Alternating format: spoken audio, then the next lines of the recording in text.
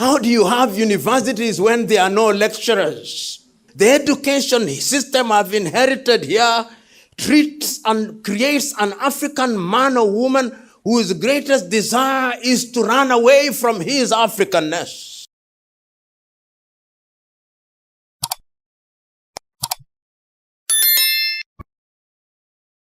How do you have universities when there are no lecturers? How do you run your hospital facilities? How do you deal with agriculture? You've inherited institutions where there is not possibly a single African professor. The crisis of education now comes in, and you have to go into quick training. And that is where, and I'm jumping this, where the airlifts now come in. The airlifts are happening in different parts of the world. Ghana, you are now on a crash program taking young people to the United States of America, taking people to the United Kingdom in Ruskin College, taking people later, of course, to the Patrice Emery Lumumba University in Moscow, because there is also a competition there. The Soviet Union, because it is now also a struggle for the neo-colonial project, is now alive. So in Kenya, they have what is fundamentally the Kennedy Airlift. The Kennedy Airlift in Kenya is initiated, actually, Kenyans don't actually accept, but this is the reality. The Kennedy Airlift is attributed to Thomas Joseph Mboya, but it was a Gikonyo Kiano, who, having earned his PhD in the United States, who came with the idea. And then they take 800 people to become the civil servants. On the other hand, the Soviet Union is also taking people to Hungary, East Germany, and the Soviet Union. There is a crash of people who then come back to become pioneer educationists. And you see it in Tanzania, you see it in different ways. And I say that we may understand the Pan-African component of education and the ever-present hand of the neo-colonizer in the entire arrangement. So those of you who went to the Soviet Union, you come in, once again, you always went there, and they came with Russian girls who are watching them very closely. And if you look very closely, out of 10, 7 were married to Russian girls or East German girls.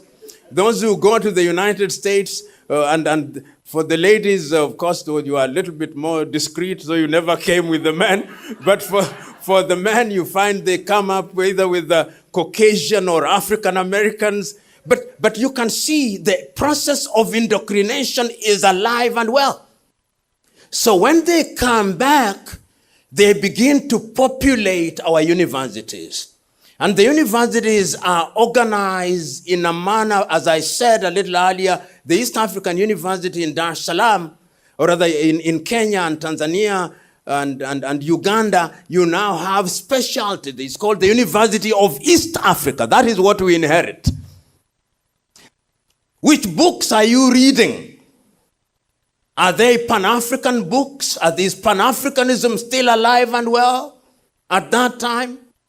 Because Pan-Africanism also demands, among other things, that the training is directed in a particular way.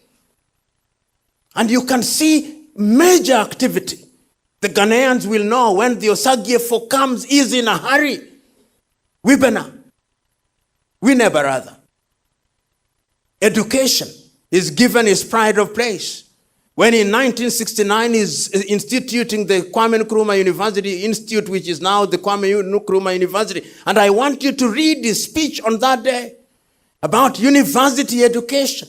He is telling Ghanaians, Ghana needs a new kind of man who thinks differently. And he is active across the continent of Africa. He says, we do Akosombo Dam because we want engineers, we want electricity. He's telling Tubman in Liberia, don't sell your rubber. We tell Firestone, tires must be made here, therefore we need engineers. Train doctors here. The education system I've inherited here treats and creates an African man or woman whose greatest desire is to run away from his Africanness. We must change that. We must create an African who is educated and whose true north is the love for Africa. I'm saying education must be complete. Maths, chemistry, biology, philosophy. But we must not forget the arts and the humanities.